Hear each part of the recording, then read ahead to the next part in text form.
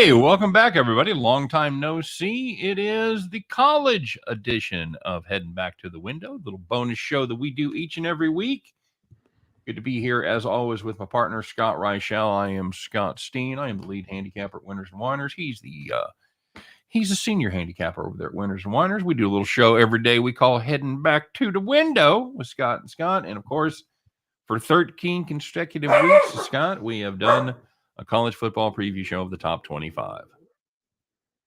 Well, I mean, we're going to have to change the formatting a little bit because we're doing this on Thursday. Can you remind the people why we're not doing this usually on, our normal date?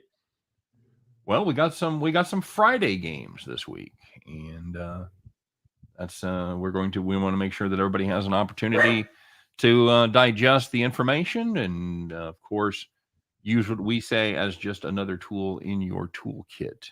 Do not ever take what we say as gospel without doing your own research. We highly advise that, right? Something like that. Okay. Matthew's back. T-Train's back. DiGiorno pizza in the oven, ready to go. Joan is back. We are back as well. Yay. That's right. I think DiGiorno pizza is kind of a little underrated. I'm a fan. If you got to stay in and have a pizza, you could do worse than DiGiorno. It's definitely better than some retail pizza outlets. All I know is it's not delivery, it's DiGiorno. That's absolutely true. Wasn't that the slogan for like 15 years or like? Oh, something? Yeah. Absolutely. So last week, see, this is what happened. This is what happened last year, Scott, as I put on the late season surge to overtake you, but you have surged as well. You and I have gone 6-0 over the last 2 weeks, including 3-0 last weekend, as I had Miami to easily cover the number there against the Dukies, Notre Dame to cover that big number, and I had the Miami Kent State over 65. Scott, how'd you do?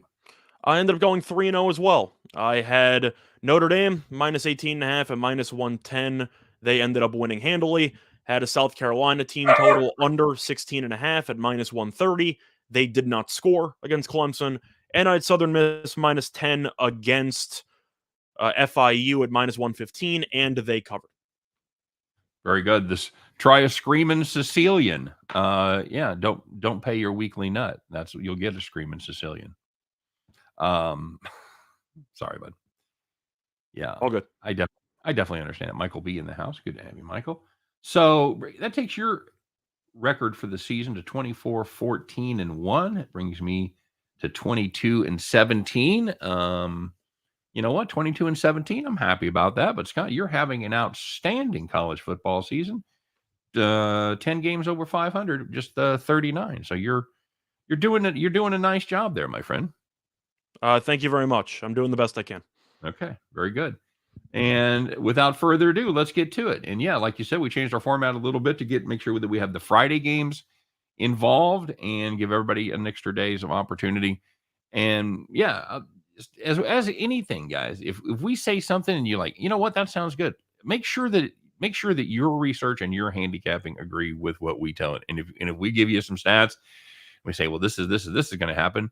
And you look it up and you're reading about it and you find some information, you go, well, yeah, but this could happen and this could, I don't know how about it. That's fine. We strive to be right 55% of the time, Scott. That's pretty much the goal. That's the holy grail of just about any handicapper. Would you agree with that?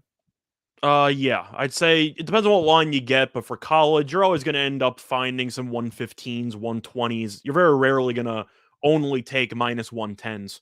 If you're going to be laying or whatever. So either way, yeah, I think 55 sounds about right. I'm always shooting for 60. I just try to aim for the stars, so to speak. But So far, so good. Hopefully that carries over into the final week of the show. Fading Scott's picks put you on the naughty list. No, man. No, I would, as much as I encourage people to ride me when I'm hot, I encourage you to ride the other side when I am not. I'm totally okay with that. No, I don't have anything. The only my only personal pet peeves that I have as far as like the show and comments go is like the retro capping, where you put up a pick and it doesn't win. You're like, well, you should have known this, and well, you know what, you should have put it up before the game. Then I would have been much more impressed. So let's get rolling, bud. This is a Conference USA Championship game. This is a home team situation. And it's the team that is at home, Scott, they're ranked. The team on the road, they are unranked, and they are the favorite. You're talking about, of course, Bailey Zappi and the Western Kentucky Hilltoppers minus the 3 points at this UTSA Roadrunners. 72.5 is the total right there. Scott, that sounds like you didn't say it. Huh? You didn't say it. You know what? I let you have liberty. I will take this. Me. Yeah, there you go. All right, very good.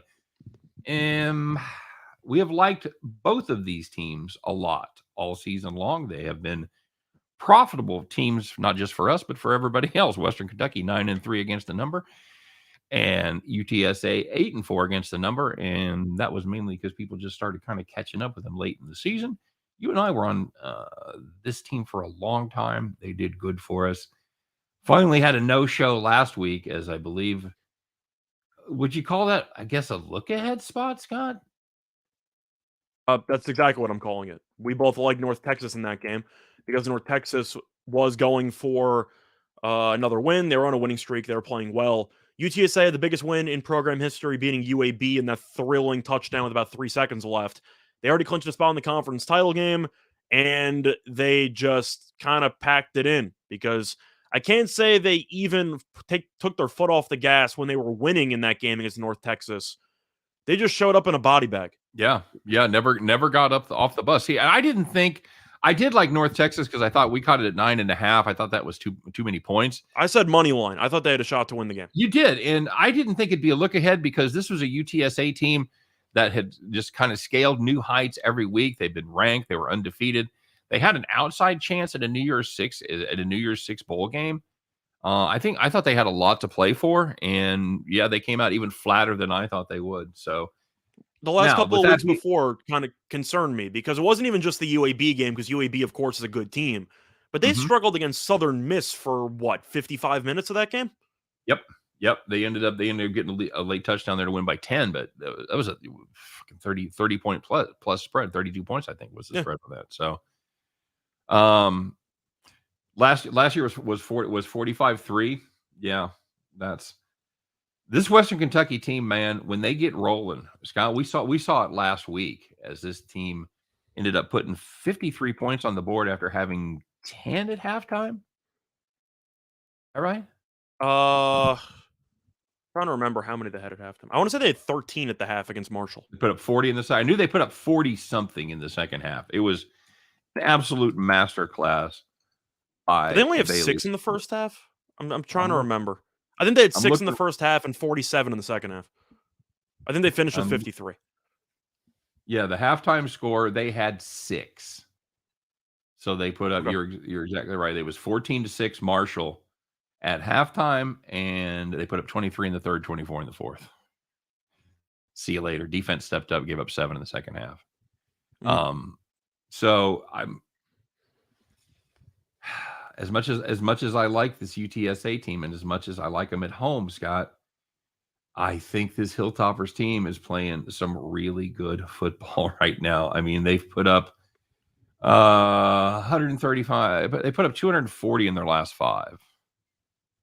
Now, granted, they haven't exactly run over a rogues gallery. They've, it's Charlotte, Middle Tennessee, Rice, FAU, but they did play Marshall. Marshall, not trash, good football team. Probably not at the level that Western Kentucky or UTSA is, but not a trash team. And they just steamrolled them. So, what do you got here?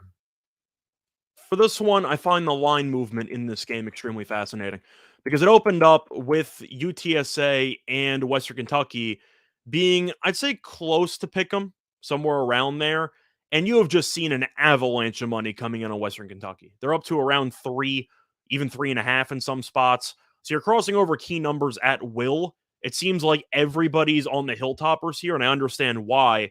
But I will remind everybody the first point that you mentioned with this game, which is the fact that UTSA is at home, and it's going to be a sellout. No doubt about it. You already have sold about 27,000 of the 40,000 seats, so I do expect a really loud crowd in there. The issue I have is that UTSA's quarterback, Frank Harris, got injured last week. He's supposed to play in this game, But I am concerned when your starting quarterback has to go against Zappy and he's injured. Now, they did win the regular season meeting. Defensively, they were a mess. But the thing that's impressed me most with Western Kentucky is that the defense has actually looked competent for the last month. We knew the offense was good. The defense is no longer an embarrassment, and I do think that's going to turn the tide. I'll take Western Kentucky, but if you like the spread, I wouldn't take it now because you missed a couple of key numbers you probably should have had if you took it a couple days ago. I don't mind the money line if you think they're going to win. Yeah, agreed. For the purposes of our show, I'm going to take Western Kentucky as well. But as far as a bet in real life, I'm probably going to play the over in this game. You talked a little bit about their first meeting. It ended up as a 52-46 UTSA victory. They managed to hold Bailey Zappi to just 523 yards, Scott. That was his best day of the season. Have they made some adjustments? Yeah, probably. Maybe they just hold him to 450. But this kid's going to throw the football. And the thing that impressed me that day about Western Kentucky is they were able to run the football for 5.1 yards per carry. That's not a great look. Now, I think they've tightened up a little bit on defense, and I think that's the difference in this game. I think they certainly could put up 40 again, but I don't think UTSA is going to approach that total. I have to agree. I think that the issue you have is, let's just say Western Kentucky puts up a conservative 42 points, which sounds crazy, but when you look at their last couple of outings, that really doesn't seem that crazy. The question is, do you think UTSA is going to score 45? Even just get into the 40s in this game? I think they might, but I do think that Western Kentucky should have an easier time moving the ball than UTSA, especially with an injured quarterback. So I like the over, because how are you going to take the under between these teams in a dome when they had 90-something points in the regular season meeting?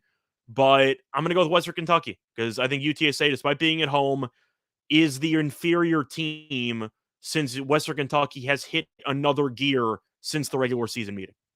Right. Nathan says might roll with Western Kentucky in the first half, less juice. Yeah, I don't hate that. I know it's recency bias, but I do have a slight pause based on what they did in the first half last week. I Nathan, don't know if I can have a pause. They scored 47 points in the second half. I know. But that's what I'm saying. I'm talking about for a first half play. Oh, for a first half play, I don't mind UTSA if you think the crowd gives them a big advantage to start. But over a course of 60, you can just pencil Zappy and company in for 40. That's kind of what the case has been for the last 2 months. Nathan Cernan says, I think they're in a nosedive after getting their ass spanked by North Texas. I think they were in a nosedive before that. Yeah, they weren't playing good football before that. They were winning, but they weren't looking as dominant as they were earlier in the year. Plus, if you want to look at just level of competition, we know that this Conference USA isn't that exactly that strong. But even earlier in the year, UTSA barely beat Illinois as like one of the out-of-conference games they had. Western Kentucky is averaging the second most points in the country. I do have some question marks about UTSA's ability to keep it up on the scoreboard. Agreed. As far as the total goes, we both have the over there. We both got Western Kentucky. Like, I'm going to take an under with Zappy and Western Kentucky. Pac-12, number 10 ranked Oregon versus Utah. This is a neutral location. Utah ranked 17th. They are a 3-point favorite. 58 has been made to the total. Hey, Eric Catherine in the house. EC, good to see us. STM Network, good to see you as well. Scott, how much do you hate this Ducks team? More than the average Duck. I think Daffy Duck's a lot better. Donald, Yeah, I agree. Yeah, I might surprise you with this pick though. I'm taking Oregon. That is surprising. Lay out your case. I find this line extremely trappy. This doesn't make any sense. I know Utah at home has a great home field advantage. It was a night game. Oregon had a no-show. I get it. They just beat this team by what felt like 80 points, and the spread's only 2.5. This just has trap written all over it, doesn't it? Something's missing here. I don't understand this. They just played a month ago. Utah, or it wasn't even a month ago. They played a couple weeks ago. Utah killed them. So you're telling me you don't think the home field advantage is worth 32 points? I'm saying that you can make an argument in this case. It actually might be. I don't know. I just think Oregon had a really awful game. But we've seen the Pac-12 be really, really, let's just say, inconsistent with its championship game results. You had Utah, who was going for a playoff berth a couple years ago, and I forgot if it was Oregon or USC. I think it was Oregon who smacked them. Then USC randomly gave a good showing against Oregon. I think it was last year, but the point is, the Pac-12, as I mentioned in the past, is a psycho conference, and Utah people are just penciling in for an easy win. This just looks like they are daring you to take Utah again, and I'm not going to do it. I'm going to take Oregon. What worries me is the fact that Oregon was absolutely unable to run the football against Utah. I don't know why that changes. This is an Oregon team. To be competitive, they have to run the football for 200 plus. And I just don't know that they can do that against Utah. I get it with the line. It does stink. It does make me look around and try to find the banana for the tailpipe. But you know what? I'm falling into the trap. I'm going to take the team there that I think is the better team. I'm taking the team that I think is going to play better defense. Give me Utah -3. As far as the total goes, I think this is going to be a bit of a grind. I think there's a possibility that the offenses on both sides struggle. I'm going to take the under there.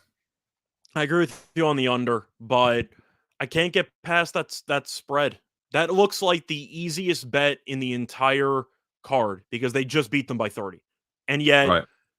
it doesn't make any sense. I feel like this is one of those spots where, of course, sometimes the odds makers are drunk, and sometimes we have the odds makers are setting up trap lines to kill you. It could be one or the other.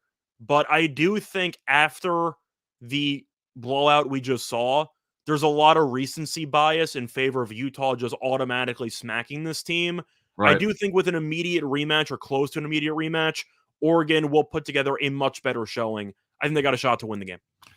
Comment section seems to be on your side, Scott. JC Stone says Utah is a phony ass team. I think they're good. I just think that Oregon is a team that had such an awful showing that people expect that to be the norm. And I think that they could not have played any worse in the first meeting. David in the house. Good to see David the Italian here. Real Jolly Roger checking in. Says my betting system is bet on teams that wear red or green during the holidays. I should start playing that. And I think Well, you got some problems though, because you're doing this game. Utah wears red and Oregon Right. wears green. So you got some issues there. You got to Always prioritize bet. your color hierarchy. Always bet on What do you black. put red above? You put red above green, right? Yes, I red above green. You got the under there too? I agree. I'm going with the under. Fair enough. Big 12, buddy. Big 12 championship. That's one everybody's been clamoring for. Big 12, 2 teams in the top 10. Neither one of them Oklahoma. Oklahoma State might actually go dancing. It's very possible. Very possible. Baylor, number 9. Oklahoma State, number 5. Oklahoma State, 5.5. 46.5 is your number right there, buddy. Both of these teams have been very good against the number. Baylor 8-4. Oklahoma State 9-3, 11-1 straight up is Oklahoma State. 10-2 are the Baylor Bears. I think it's too many points. I think this Baylor team is had a bit of a letdown last week against Texas Tech. They kind of played with their food there. They fucked around, and while Oklahoma State's coming off the big Bedlam win, I think this could be a bit of a letdown spot for the Cowboys. I don't have a doubt they're probably the better team at the end of the day. I don't think they cover 5.5. I find this line pretty much where it should be, but I'm going to go with Oklahoma State. They played in the regular season. Oklahoma State won 24-14.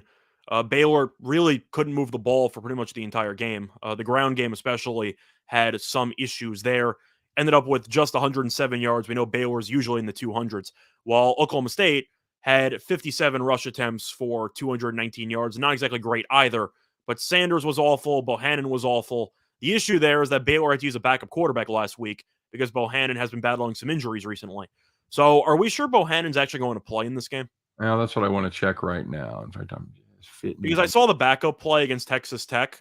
Let's just say I wasn't fully impressed.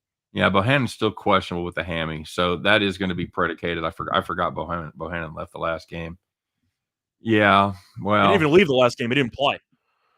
That's right. At no point did he play last week. I thought he pulled in the first quarter, but he didn't. You're right. He sat out. But I watched it. The backup quarterback wasn't great. Gundy's defense looked really good the first time around.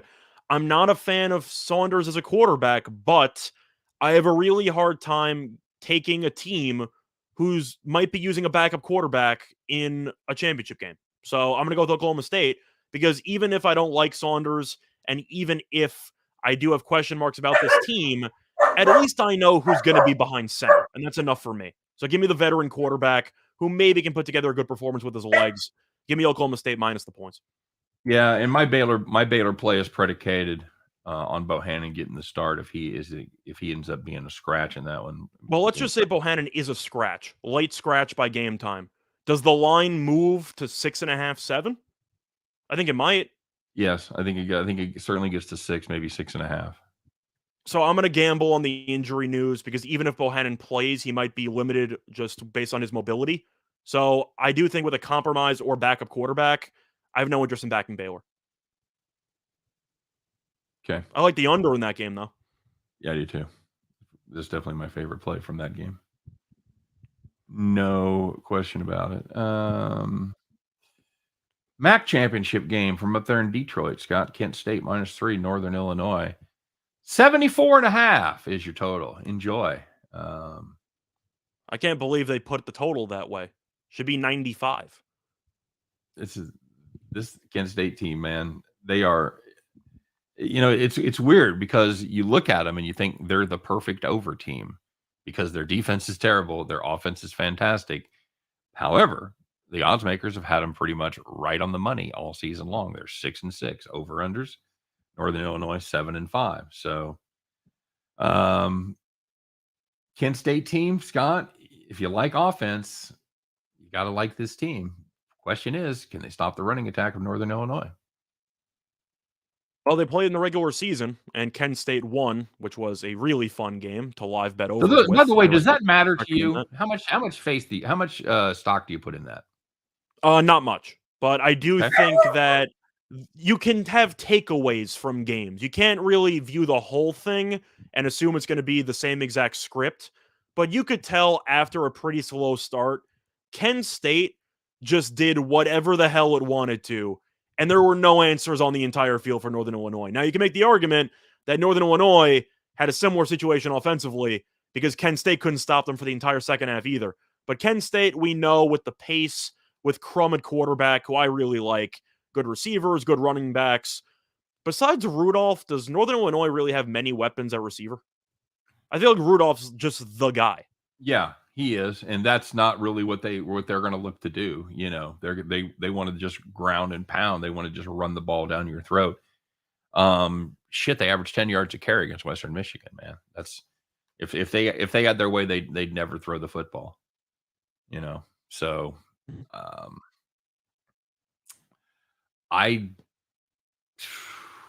It's tempting. It's tempting to play this team in a rebound spot, thinking that maybe Northern Illinois has figured something out. I think at the end of the day, Scott, I'm going to take a repeat here with Kent State. I'll take the Golden Flashes. Give me the offense, man. This things go wrong when you rely on the running game. You get behind the chains. You find it with the service academy teams. You find those, 2nd and 8s become 3rd and 5s, and now you got a problem on your hands. And in Northern Illinois can find the same situation as far as trying to keep the chains moving, trying to stay ahead of the chains. I like the team that down and just really doesn't mean shit to them. It's like watching the Chiefs when Mahomes is at his best. 2nd and 20, if you got a holding call, it doesn't matter. You go get it. And I like this Kent State team. I like Crum. I'll take Kent State minus the 3. You? I'm going to disagree. I'm going to take Northern Illinois. I feel like the MAC title game is always a good spot to take an underdog. You look at the last couple of years, the underdog has fared quite well, even on the money line in these MAC title games because the conference is a psycho conference. But the first meeting was very close throughout. The issue that I have is how Kent State has closed out games lately because they should have coasted to an easy win against Miami, Ohio last week. And they basically tried to hand the game over, and Miami, Ohio didn't do enough to win it because they were in the red zone, down 3 with about a minute to go. Kent State held them to a field goal. Then you had the overtime. Miami, Ohio went for 2. Right decision, by the way, and ended up failing. But Kent State was up double digits for pretty much most of the second half and almost choked it away. Northern Illinois has been a great underdog sleeper team all the way to the conference title game. And no, I'm not going to overreact to the Western Michigan game where they benched their starting quarterback. They didn't care about that game. Throw that game in the garbage. Means nothing to me. I think Northern Illinois has been a very nice, just darling underdog all season long. I'll ride them one last time, getting 3. I think this game might push. I think you might end up seeing it be a 3-point margin. But I do respect what Northern Illinois has done all season long, and I feel like they're still being disrespected. I like the over, though, if I had to make one play. But I do think that for MAC title games, I'd rather be getting points than laying points. Well, see, I don't disagree with that. Historically, that's correct. But this Kent State defense, as bad as they've been decent against the run. They haven't been horrific. The only team in conference to rush for more than 4.3 yards per carry was Buffalo and Western Michigan. So that's a the dogs are barking. The dogs are barking. He knows. The dogs are not barking. He wants the Huskies. He wants the Huskies. He knows. Hey, he's gone. Let it go. Everybody else in our apartment building. You know who he's barking at right now? Rocky Lombardi. That's who he's barking at. Nice. No, I can't get behind Rocky Lombardi. Give me Kent State. You got the other side of this. Yeah, first team with 60 wins, but I think you're basically flipping a coin between these teams because the first meeting was so close. So give me the points in a potential coin toss. Okay, and for me, I don't know how you play the under if you're taking Northern Illinois. I'm not taking the under. I thought you had the under. No, of course I'm taking the over. Oh, okay. In a MAC title game? No. No. That's what I meant. I would think if you're going to play Northern Illinois, you play the under. You think they can win a shootout? Yeah, why not? No. The first game they lost by 5. They what? Had 90 something points in that game. They were in it.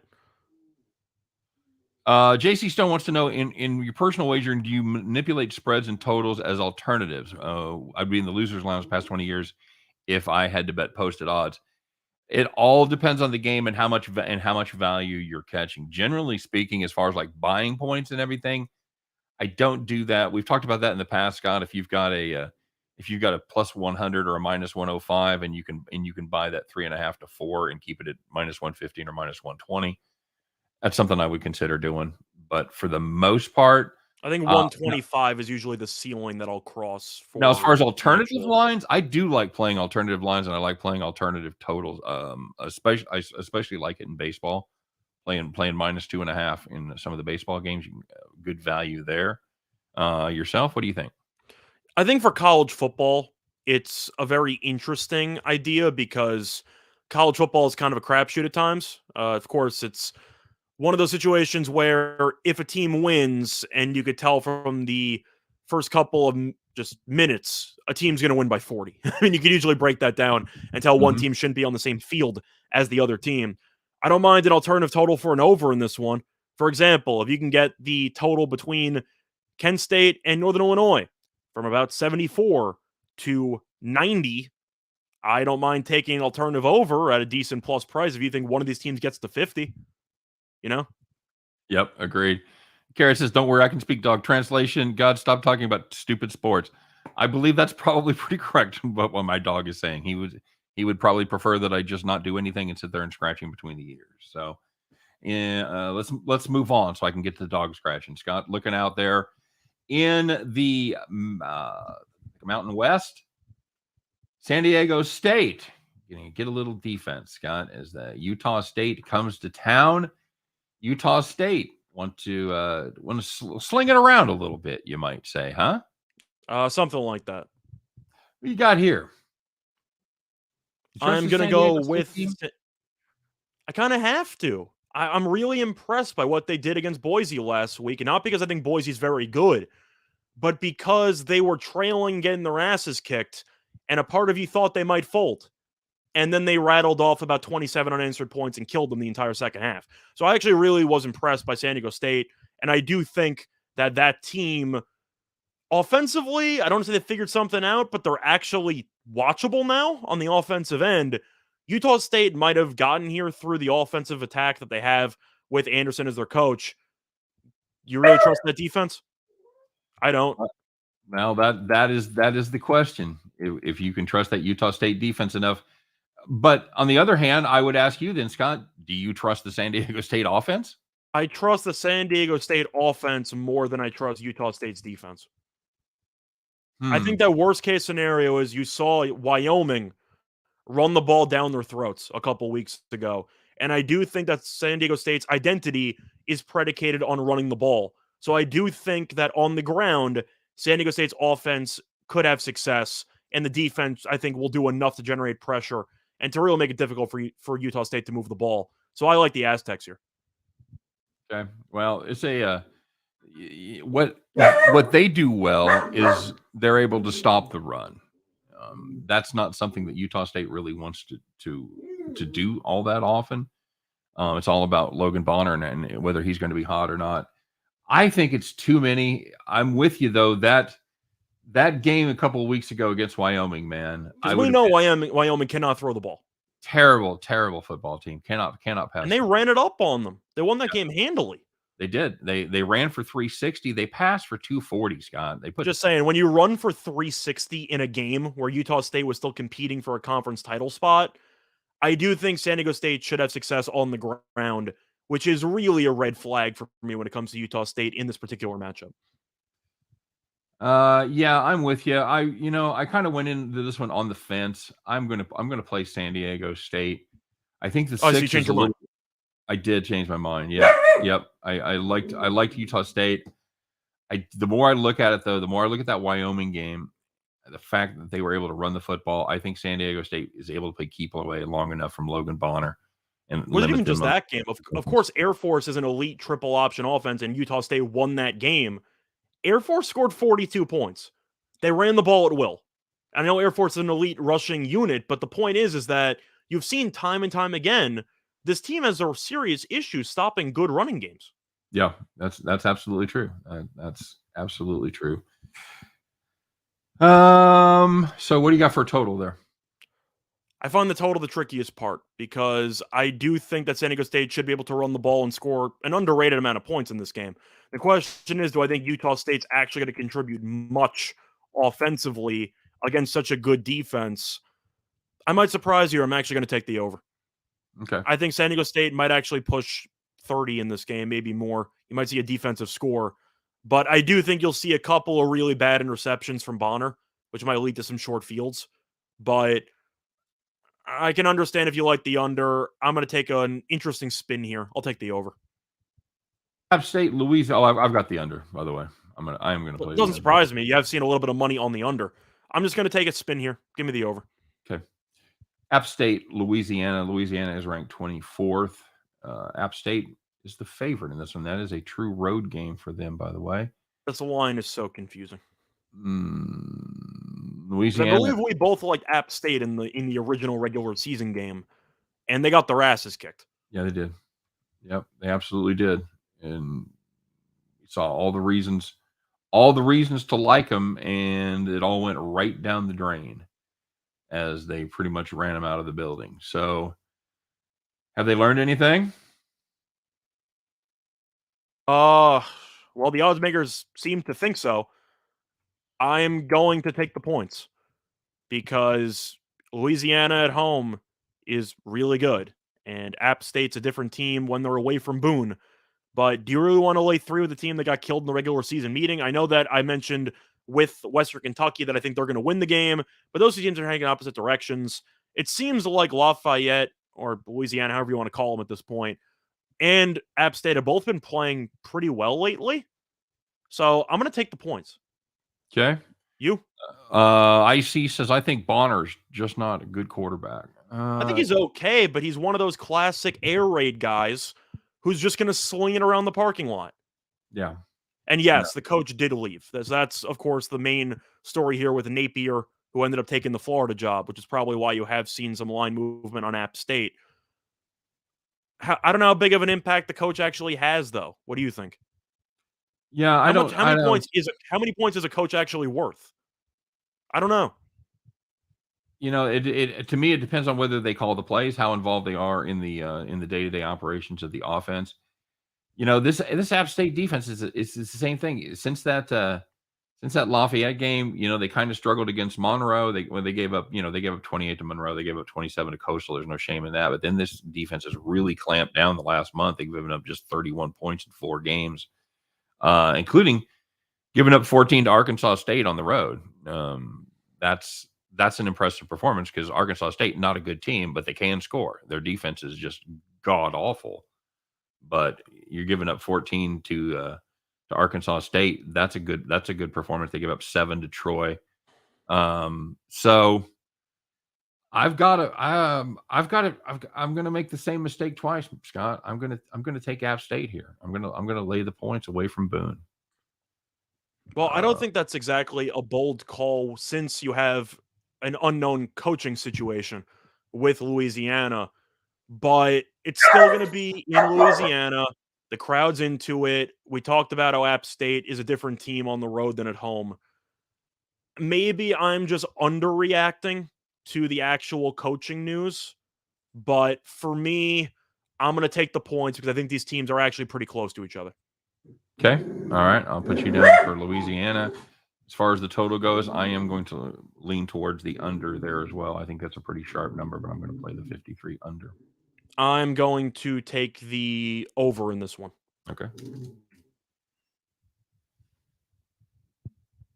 That. All right. So here's the game that people have. By the way, I know we're going through games. I know that T-Train wants to know our thoughts about the Kelly move and what that might do with Notre Dame. You want to talk about it quickly? I feel like that's definitely news that's probably worth talking about. I think it could make a difference. I think it could make a real difference wherever they end up in whatever bowl they end up playing in. I think the way that he left, the way that, now you never know what kind of communication went on behind the scenes, and maybe we're not hearing the whole story, but for what is leaked out and what it appears to be the case, kind of blindsided everybody, including his team. I think that makes a difference. I think that takes. I don't know if you can quantify and put a number on it. I don't know if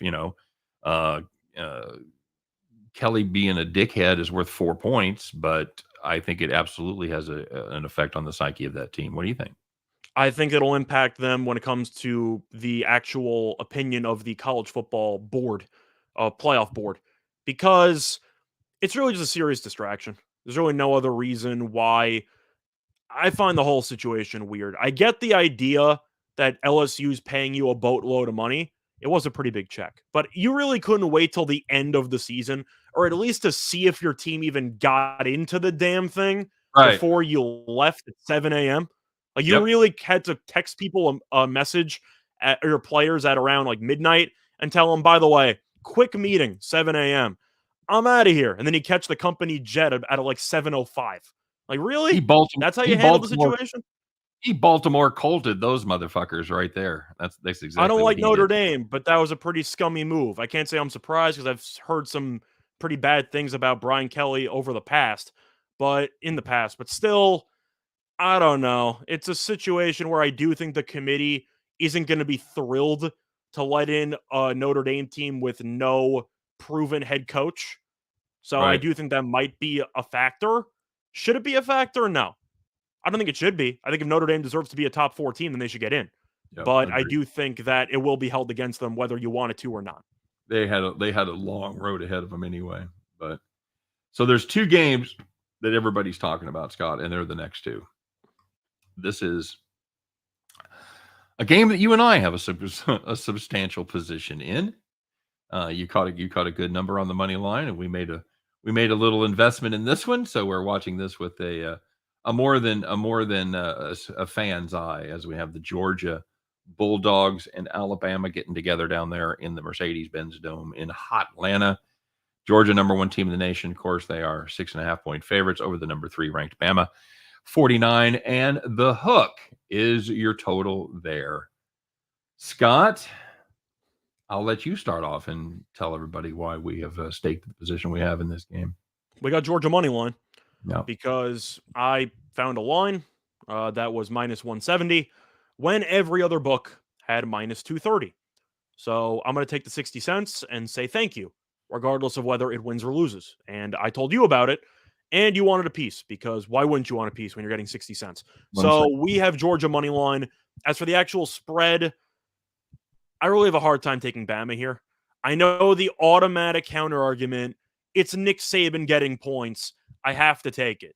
And my answer is why? Look at the actual teams. Georgia has killed everybody up to this point. Yes, the schedule has not been the hardest of schedules, but Bama's off a quadruple overtime win against a 6-win team where they couldn't move the ball for about 55 minutes. They can't run the ball. Robinson's injured. The offensive line really struggled against Auburn. Now they're against the best defensive line, I don't even know, in the history of college football. Arguably? Like, it's one of the best defensive lines of all time. Yeah, you could make that case. No question about it. And Georgia, with Kirby Smart, I know that there are some demons that he has to exercise actually beating Saban once. But damn it, this is the team to do it. I just feel like if Bama's going to win, they need Georgia to commit a bunch of mistakes that they have not made this season. But Bama can't really run the ball. I like the receivers, but we know Georgia's secondary is also really, really good. And I think Georgia's offense is good enough to beat up on Bama a little bit. Give me Georgia. I think it'll be a close game. I don't think it's going to be a rout per se where Georgia wins by 30, but I think Georgia eventually pulls away late, wins by 14. Jermilky Man says, Jersilky Man, sorry. I get that right about 1 out of 4 times I say it. Georgia's ridiculous. I mean, I have to take Georgia. This is just, imagine you switch the name brands here. Let's just say that in most seasons, these teams are the opposite. Right. Bama's usually the undefeated team that looks like a world beater, and Georgia's usually a 1 or 2 loss team that is trying to pull off an upset and usually gets his ass kicked. What would the line be if Bama was if you swap the names Bama and Georgia here? That would be what, line 14? I was going to say 9.5 or 10. I don't know. 9.5, 10, maybe more than that. So I do think there's some brand name bias built into the line, and I'm not going to fall for it. Georgia's the better team. Yeah, agreed. Yeah, and you guys bring up some good points in the comment section. You said Bama needs to shorten the game to have a chance. I totally agree, and I don't know how you do it. I don't know how you have long, sustained drives down the field against this fucking Georgia defense. I just think. By the way, quick reminder. By the way, this game's taking place in which state? Atlanta is in. I knew it when I came here. How about Georgia? I believe it's a home game basically for Georgia. So well, I know you're going to have a decent amount of Bama fans that travel well, but when you're playing in the Superdome and you're from Georgia, I do think that helps. So a little bit of home field never hurt anybody. Give me Georgia in that spot. You know, I haven't been worried about this play till right now when I see how many people agree with us. That's fair. It scares me. Getting the Dallas Cowboys premium by betting on. I'm just saying, if Kirby Smart can't win this game against Bama, he's never beating Saban. No, it's just not going to happen. This is the game that he needs to win. Yeah, this is a down Alabama team. You know, they're still really good, obviously number 3 in the country, and it's the best Georgia team that we've seen in a long time. You know, I think Stetson Bennett has been really underappreciated. 21 touchdowns, just 5 interceptions, but obviously this is a Georgia team that is predicated on pounding the football, and they've got 4 fucking running backs that'll just run it down your throat all day long. So yeah, that's how I feel. Can Bama run the ball with backup running backs? I think they can. No. What's that? I said I don't think they can run it with backup running backs. I said you said yes. Yes. No, I'm saying no. I don't think they can. So I think they're going to be one-dimensional, and young against good defense is really not like that sharp. T-Train says line seems too low, makes me edgy. I think you're paying the Alabama tax in reverse there. I think if the names are reversed, just like Scott said, this is a double-digit line. It should be. No question about it. All right, so you and I both you got Georgia laying the number there. Just for reference here, Georgia is like minus 240 to win the title. So they're the clear best team. It's not even close. How do I not like them laying less than a touchdown? Yep, agreed. As far as the total goes, I'm going on. I think Georgia. I'm going to go over. I think Georgia fucking puts it on them, dude. I think that Georgia could. I'm still a little bit skeptical on Bennett, but I really think Bama's offense is going to have some issues. All right, I got you down for the under, and I think that's a possibility. I think Georgia hangs 30 on them. All right, now the other game that everyone's going to be watching. This is going to be the number 21 ranked Houston Cougars And this is a home game for the Cincinnati Bearcats. Scott, Bearcats laying the 10, putting their undefeated title on the line, holding up that belt, holding up that championship belt, buddy. This is for the belt right here. 52.5 is the number. Cincinnati, have they just been looking ahead for the last month, Scott, or are they really not as good as we thought they were? We really want Cincinnati to win this game so badly. We really want Cincinnati to win this game. So much. Oh boy. I gotta give first of all, I gotta give Houston props because they lost to Texas Tech in the opener, and I had some issues with the coach because we know he left from West Virginia, and I wasn't sure if that was going to work out. Holgerson's done a great job. Mm-hmm. There's really no way around it. I got to apologize to him. He's been really good, but it's weird. He may not have been a season away from getting fired, but he was a season away from being on the really hot seat. I'm just saying, when they lost De'Ara King, I thought they were going to have some serious issues in the immediate future, and they somehow made it to a conference title game. Right. But I do think that the surprising part has been how good Houston's defense has been, because Houston's defense has been really good for pretty much the last couple months. Cincinnati's defense has had some letdown spots, but it's normally very good. I think it's going to be a lower scoring game. I like the under, and I'm going to take the points because I do think that even though I think Cincinnati's going to win the game at home. Do I really want 10.5? I don't. I really think this game's going to come down to a touchdown. I see a one possession game late. Yeah, I don't think Cincinnati blows them out of the water either.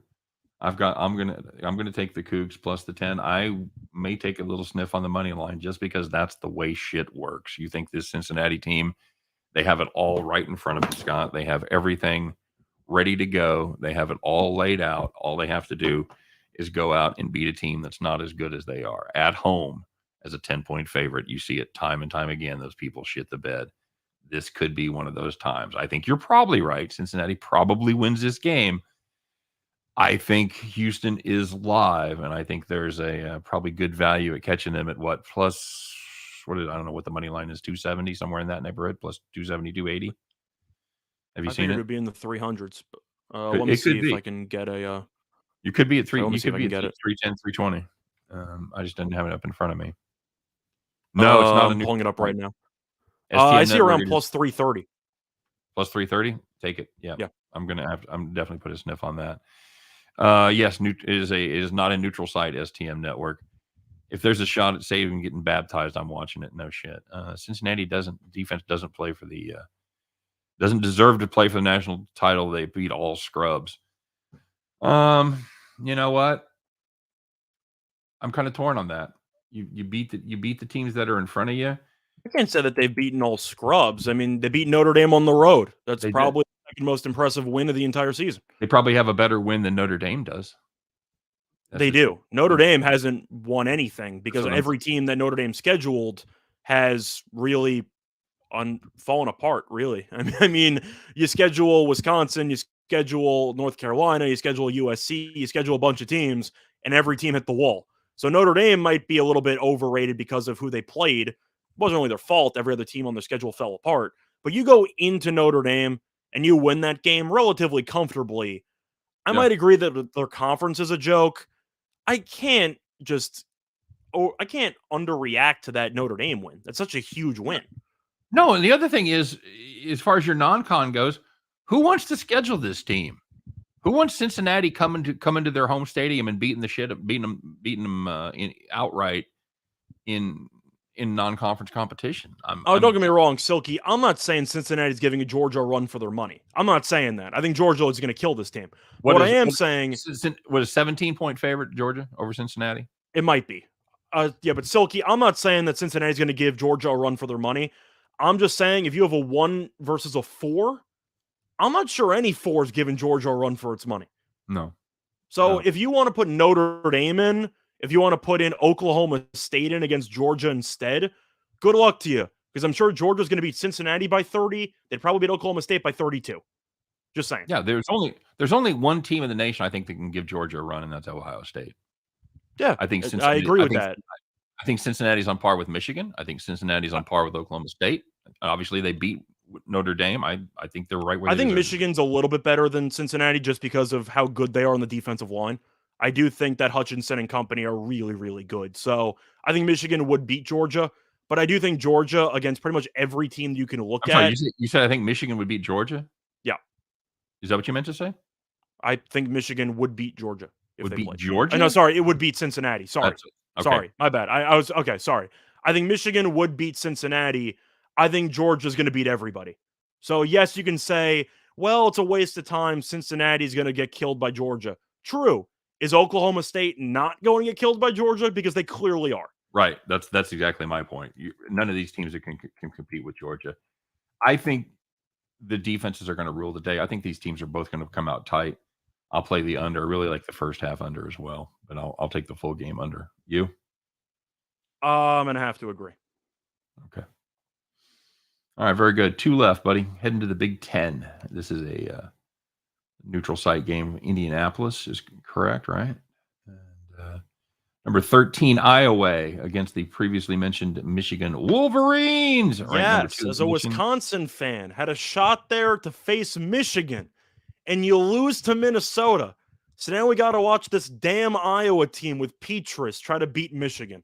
Thanks, Wisconsin. Really cool. Thank you. Is it good news or bad news that Petrus is back? It's good news for Michigan. I don't know, man. I mean, they brought in Padilla, who I didn't think was very good, but Petrus sucks, man. He is so bad. Can you have a letdown spot in the conference championship game, Scott?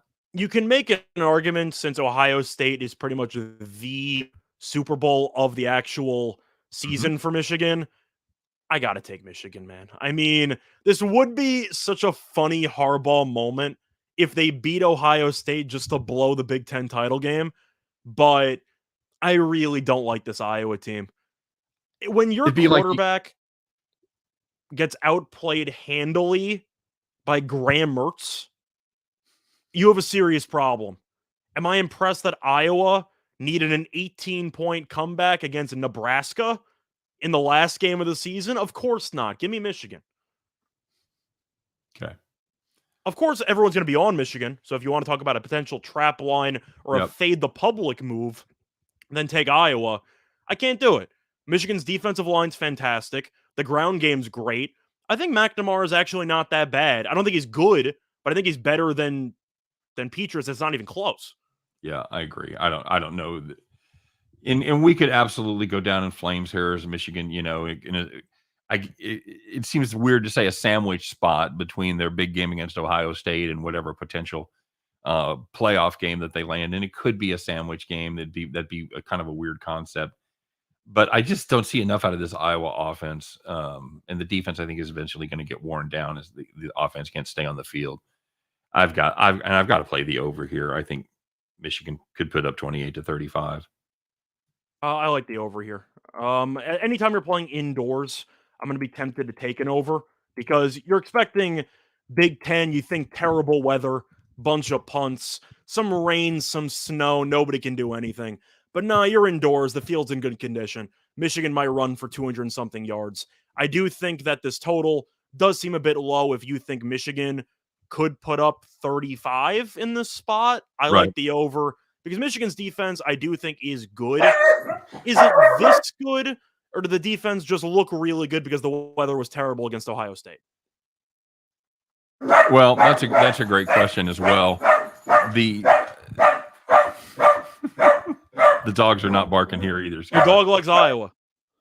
T-Train brings up a great point about the over, and do you think you can get enough contribution from Iowa? That is certainly my concern. Is even if Michigan puts up 27-35, I'm not positive Iowa does enough to get it over the total. The contribution might just be 10 points. Michigan, we said, might score 35. So if that's the case, if I think one of these teams gets to 30, right, I'm going to be more likely to take an over than an under. I think there's a better chance Michigan gets to 30 than there is Iowa gets to 10. How about that? Okay, and I'm saying that I think that eventually, if Michigan ends up coasting, you might see some garbage time there with Iowa because you don't want to get run out in the conference title game. I think Michigan's just going to focus on survive and advance. Team total under for Iowa, don't hate that. Going to be somewhere in the neighborhood of 17-ish, 16 and a half. I'm just saying, though, you have good field conditions. Michigan's offense is pretty good. 43 does sound really, really low. It does. It does. Best case scenario for everybody, Bama loses and everyone else gets it done. I don't know about everybody, but everybody outside the state of Alabama. Half the state of Alabama, the other half. Who would you like actually rather see, though? Notre Dame in or Oklahoma State in? Oklahoma State. And who do you think deserves to be in more? I'll let you know after Oklahoma State plays. I would actually take, if I was voting, which I'm not, I would take Notre Dame over Oklahoma State, even though I despise Notre Dame. But they've killed everybody besides Cincinnati. I can't look past Oklahoma State losing to an underwhelming Iowa State team. Yeah, that's true. Yeah, Iowa State team, good defense. But Iowa State was favored in that game, so it's not really their fault. And it's kind of funny because the one loss I hold against Oklahoma State, they actually covered in the game.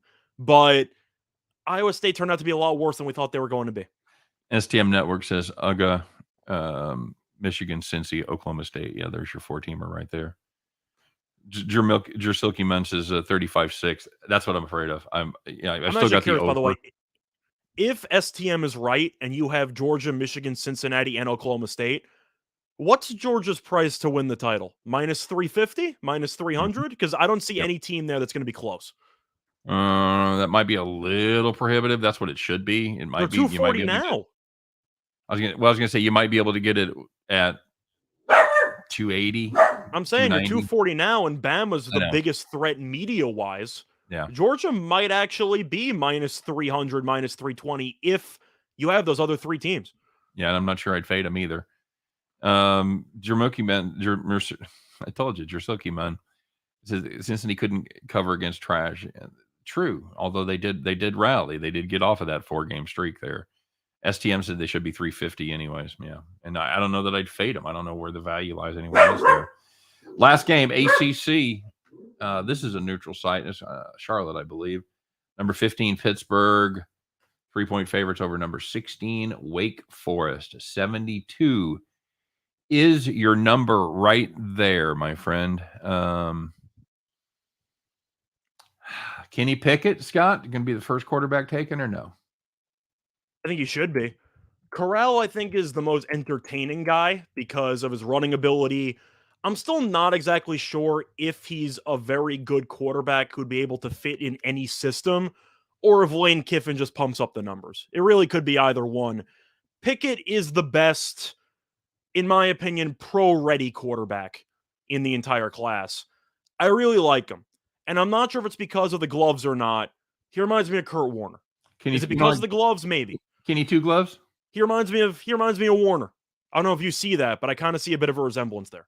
Yeah, he's not a gigantic guy for his quarterbacks go these days. He's 6'3". He's got good height. I think that's about what Mahomes is, 6'2", 6'3". But he can get it down the field, buddy. 40 touchdowns, 7 interceptions. If you're going to take a quarterback for your Heisman Trophy winner, you could do worse than take Kenny Pickett. But he's going up against this wicked tough Wake Forest defense. How do you see that going, man? Good Lord. Is that going to be this could be an undervalued fun game too, because Wake Forest they don't stop nobody to use. Are you taking the under in this game? Of course not. You can't. Of course not. You can't take the under in this game. There's absolutely no way. Pittsburgh, they play good defense. But they don't play good enough defense to completely stop this Wake Forest offense. I'm a big fan of the Deeks, man. They can wing the ball with the best of them. 3 points. I gotta take Pittsburgh here, but I hate this Wake Forest defense so much, man. That's my problem. How much do you hate them? They're not good. I mean, I love them because you just take the over, So yeah. I kind of love the defense, but not because they're good. It's because I'm a betting man and I like to make money. So I like the over. Down Boston College, they shut down Duke. Everybody else has got 40 against them, basically. They shut down Boston College. You know how impressive that is? Come on. Just a little bit more than shutting down Duke. Yeah, Duke. What a unit. By the way, sorry to hear about Cutcliffe. I was very high on him the whole season. I can't believe he got Yeah, fired. big fans. Wake Forest defense is rested. Well, that's great. Well, they should be rested because they give up touchdowns every 2 plays. So they kind of just come back out the following drive and, whatever. They have lots of energy for chasing those fuckers that get behind them. They really do. But I'm looking at the over, of course. I got to like Pitt. Pickett, don't get me wrong, Hartman's very good too. I like Hartman a lot as a quarterback. I think he's been one of the most underrated players in the entire country this season. But Pitt at least has some type of pass rush that can force Wake Forest into some longs, like third and longs, etc. Pitt really should do whatever it wants throughout this game. Yeah, I agree. And this is a Wake Forest team that anytime you've got a semblance of a decent quarterback, they have struggled mightily this season. They give up 42 to NC State. They give up 58 to North Carolina. One of my personal favorite performances is giving up 56 to Army. That was fun. Obviously not relevant in this game per se, but they won that game by double digits. Yes, they did. 70 to 56. No overtime needed. I've got Pittsburgh here too, buddy. I'm gonna lay the points. I love this Deacons team. I'd love it if they won, but I don't think they will. I've got Pittsburgh, better team, better defense, better quarterback. It's kind of.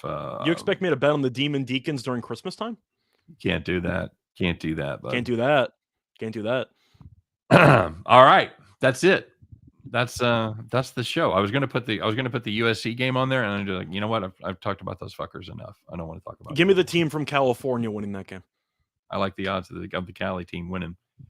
Yeah, better pizza, Papa John's, absolutely. So hey, we did all right. We had 56 people show up. Nicely done. Thanks, guys. We appreciate the effort, of course, of everybody showing up. Scott, any final thoughts? Well, not really, but instead of final thoughts, I believe we have final picks. We do have our final picks, and go ahead. Losers walk. There you go. All right. Whoa. If this is the final one we're doing, yes, you got to play the sound effect. Oh, you're right. Here we go. Get ready. Get ready for our 5,000 star whale play. Fade the Public Sharks 1 million unit lock of the century. All right, Scott. Well, because of your stupid push, I have to sweep the board. And you have to lose all 3. So you're saying there's a chance. It happened last year, so we'll see. Hopefully, you and I will have. I could cheat, by the way. I could just steal one of your picks and just tie and I'll win. But I'm not going to do that. We should have had to submit our picks in advance. I'm a man of integrity, so we'll see what happens. I'm a man of constant sorrow, Scott. Mm-hmm. Y'all's favorite pick. Funny you should ask, Zach. I'm going to go with Kent State, the University of Northern Iowa, over 74.5. I believe we talked about it before. Kent State, not a good defense. Kent State, a fantastic offense. I think Northern Illinois will have a little bit of success running the football, and then I think they're going to be forced to throw with Rocky Lombardi. I like the over 74.5 because it's Kent State. What else are you going to play? Scott? I got bad news for you. Oh, you motherfucker. You automatically lost. See, I got Kent State, Northern Illinois, over 73.5 at minus 110 on BetMGM. You can't not take the over. I mean, this is just the type of game where you look at the line, you make sure it's not being played in a snowstorm, and you wonder if they forgot to add a 0. Because this game should have at least 80 points, maybe 90, maybe even 100. But I threw in some numbers. Both teams offensively averaging over 30 points per game. Defensively, they're allowing at least 33 points per game. They combined for 99 points in the regular season meeting. But it's being played in Michigan. Cold weather. It's December. No, wait a second. They're in a dome. So the weather is going to be great. The offenses are great. The defenses are awful. The regular season meeting had 99 points. How do you not take the over in this game? You don't, Scott. There's no way that you don't take the over in this game. So I'm sorry. There really wasn't much suspense there because we agreed on the first pick. But I don't know how you don't take that pick. We should have come up with some sort of a rule to negate this possibility, but we didn't, and that's on me because it's come up. It's pretty much the loser's responsibility to come up with some sort of last ditch Hail Mary way for me to win in case we matched on pick. So fuck off. I'm going to play the University of Georgia minus 6.5. I believe we talked about this game a little bit. I think they are the far superior team. I like that defense against the hobbled Alabama offense. I'm not sure how they're going to move the football, especially if Georgia doesn't have to respect the run. I like University of Georgia minus 6.5 right there. So I don't have that play. So you Thanks, do have Brad, something that I don't have. But my other play is going to be on a team total in the matchup between Western Kentucky and UTSA. I am taking Western Kentucky team total over 37.5 at minus 110 on DraftKings. Western Kentucky, numero dos in points per game this season. They're averaging 43.2 points per game. They have scored at least 42 points in each of their last 5 games. They played against UTSA in the regular season. They lost, but they did score 46 points. And UTSA's defense is allowing 38 points per game over its last 2 games. I got to back Zappy. Let him throw for 500, 5 touchdowns. Let's have some fun. It's in a dome. Yes, it's technically a road game because it's in UTSA's backyard. I don't care. Give me one of the best offenses in the country, crushing a defense that gave up 40-plus points to North Texas. What number did you get it at? 37.5 at minus 110 on DraftKings. Okay. All right. Thanks, Brad. Appreciate it. I just love the show. Keep up the great work. We will do it. Way too much respect for overrated Bama. Goddamn right. My $1 on Georgia. Yes, sir. Yes, sir. That's what I'm talking about. Hey. Can you knock it off, please? I'm just about done, buddy. For my last pick, Scott, you know what? I'm gonna change strategy here. I'm going to play Utah State in first quarter. I'm going to guess that's going to be... I'm sorry, what? Are you stealing my entire mojo? That's right. Fuck you and the horse you rode in on. I'm taking Utah State first quarter plus, I don't know. I'm going to guess somewhere in the neighborhood of... If I can get it at 2, I'll be happy. It should be 1.5. I'll put it down officially as 1.5. What the hell has happened here? You're ending it with your final pick. That's right. Mocking me. That's right. Taking a first quarter play. Okay. That's the flying fuck you finger for your Kent State pick.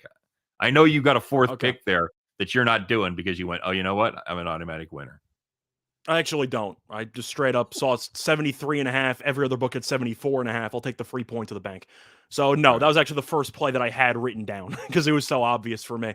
The last one, I'm going a little bit off the radar because FCS matters too, damn it. I'm taking North Dakota State minus 13.5 at minus 115 on FanDuel against Southern Illinois. Every other book has 14.5. We know 14 is a key number. Give me the 13.5 at minus 115 all day, every day. But we know the Bison have a very, very solid home field advantage at the Fargo Dome. They've played 6 home games this season. They've won 5 of them by at least 14 points. The main reason why I think this game will be pretty ugly is the fact that North Dakota State is really good at running the ball. They rank 3rd in all of FCS in rushing yards per game, while Southern Illinois cannot stop the run. They're allowing 161.9 rushing yards per game, which ranks 77th in the FCS. I think North Dakota State runs it down their throats and wins this game handily by at least 17 points. Give me the Bison, minus 13.5. You know, it's actually the Bison, right? Allegedly. There's a thing. It's a whole thing. I actually looked it up. Yes, we've gone through this before. Bison. Yeah. STM Network says, forgot to mention the winning Scott of the competition gets to come to Thanksgiving next year. I already won, so just send me the invitation. I'm ready to go.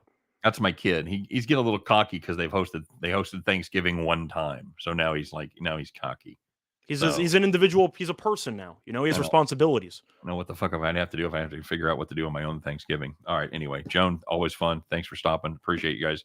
T-Train. Yes, you guys too. So to recap real quick, I've got the Kent State University of Northern Iowa over 73.5. I got UGA minus 6.5 against Bama. Utah State first quarter plus 1.5 against San Diego State. Scott, what do you got? My 3 picks are Kent State, Northern Illinois, over 73.5 at -110 on BetMGM. Western Kentucky team total over 37.5 at -110 on DraftKings. And North Dakota State -13.5 at -115 on FanDuel. There you go. That's going to do it, guys. That's going to do it for the show. Thanks, everybody, for stopping by. We appreciate it. Have a great weekend, man. Hard to believe college football is winding down, but we got some bowl fun coming up. I think you and I are going to do a video for every single bowl game. So, yeah, that should be a blast, too. So, guys, stay tuned for that. Of course, check us out every day. We'll be back tomorrow as we do Heading Back to the Window, TGIF edition. Until then, guys, have a great day. Good luck on all your plays tonight. Not just Thursday Night Football, but fucking kill them all right? We'll see you tomorrow.